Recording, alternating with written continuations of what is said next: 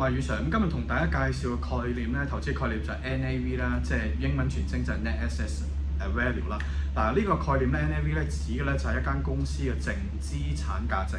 咁喺投資嘅領域當中咧，係會經常用嚟衡量一間公司嘅undervalue 嘅價值㗎嚇。咁NAV 係特定嘅日期裏邊嘅資產總值，即係 total assets 減翻去嘅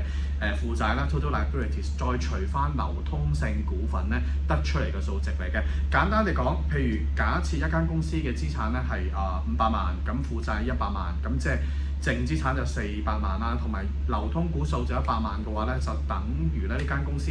嘅 NAV 咧就係4蚊。咁好多時候咧，投資界咧其實用 NAV 去評估間公司咧，如果低過呢個價值咧，其實係作為一個咧非常之值得去做一個投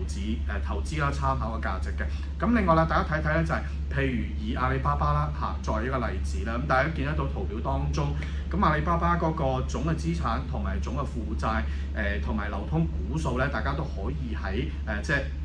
AI 啦，揾到好容易揾到相關嘅啲數據啦。咁就總嘅資產咧就係268億嘅美金啦左右啦。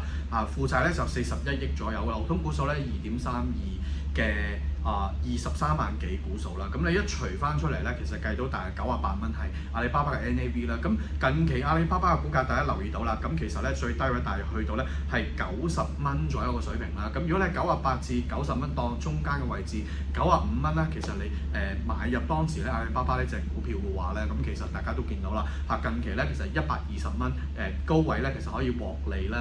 沽出啦。其實你個獲利個百分比咧有26.3%㗎。咁今日同大家分享 NAV 去到呢度，多謝大家，拜拜。